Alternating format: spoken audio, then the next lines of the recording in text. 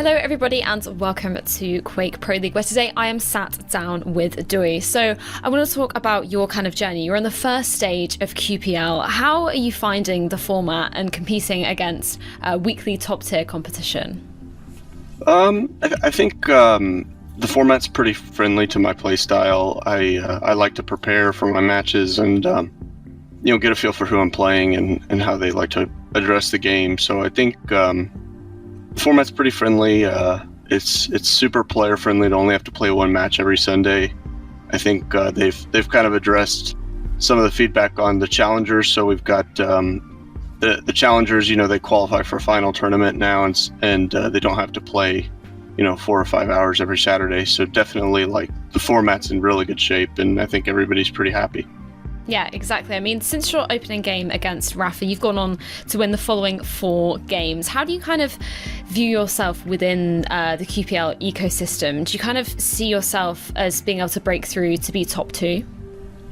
I think that realistically, looking at the points, this stage, by the end of the online segment, I could potentially be top 4 or top 5 in North America. I think advancing much higher than that's going to be difficult strictly because of who has to play who and those types of things. So, but I mean, considering I started as the 9th seed, much lower than everybody else, I'd still say that's a big success. I've now beaten the 3rd and 4th seeds. So, I definitely, in my mind, I kind of know where I sit. But it's really just about trying to win each match each week and not really worrying about the seeding all that much. I mean, there's only so much you can control, and if you can win your matches, you're doing your part, and the rest will eventually take care of itself, whether it's this stage or the next stage or the stage after that, doesn't really matter. Yeah, exactly. I mean, I kind of want to touch upon that and your matchup this week against Dramus, who's been somewhat inconsistent within QPL. He's kind of been able to hang with some of the very best, but then be upset by some competition maybe we wouldn't expect him to be upset by. What is your kind of approach going into this, and how have you been preparing to face him? I think this is kind of a testament to Dramus's play style. He tends to kind of be a little more aggressive. And I think depending on a player's aim that given day, it can pay off at times, which can enable him to do things like take maps off of Rafa or to hang. Although I think in both of their situations, they let him play his best map and one of his best champs. And that really hurt them pretty badly. And that's what ultimately cost them those maps. But I think generally Dramus has been kind of in the 4 to 6 range in terms of rank in North America, at least in terms of skill. So he's always been a pretty high skilled player. I think it is impressive that he's been able to take a couple of maps off of the top players. But in terms of my approach against him, it doesn't really change from week to week. I try not to get hyped up for a match or anything like that, because I think it's a bad habit to get into.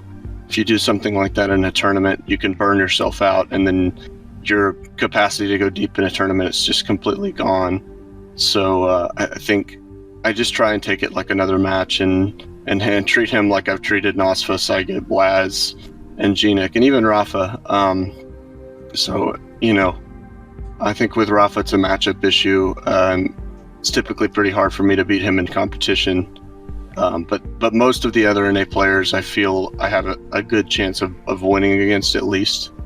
Well, you yourself, you qualified through the Quake Challenger League. Are there any players that you think maybe haven't come into the public eye as much that you think could be potential contenders in the future? Steege and Dandy King, I think, are 2 of the most talented players on the planet. It's still going to be interesting if they qualify with their ping and the time of day for them that they'll be playing. It'll be difficult online, but for them, I mean, just getting to LAN is Dan, in my opinion, is one of the best LAN players on the planet. For the quality of practice that he typically gets, and the lack of depth in Australia for him to show up, and I think most of the LANs he's been to, he's been at least top 8. That's pretty insane, considering EU. There's so much to practice against and so many players, and NA even. I mean, there's at least some depth beyond Rafa and Dehang, maybe 3 or 4 players that are, really good practice for them to get them prepared. So considering that Dan and Steege have always kind of been able to advance, I think once they kind of come up through challengers and get to LAN, I think they're going to be always contending at the events. Well, thank you so much for taking the time to join me today, and good luck in this weekend's matchups.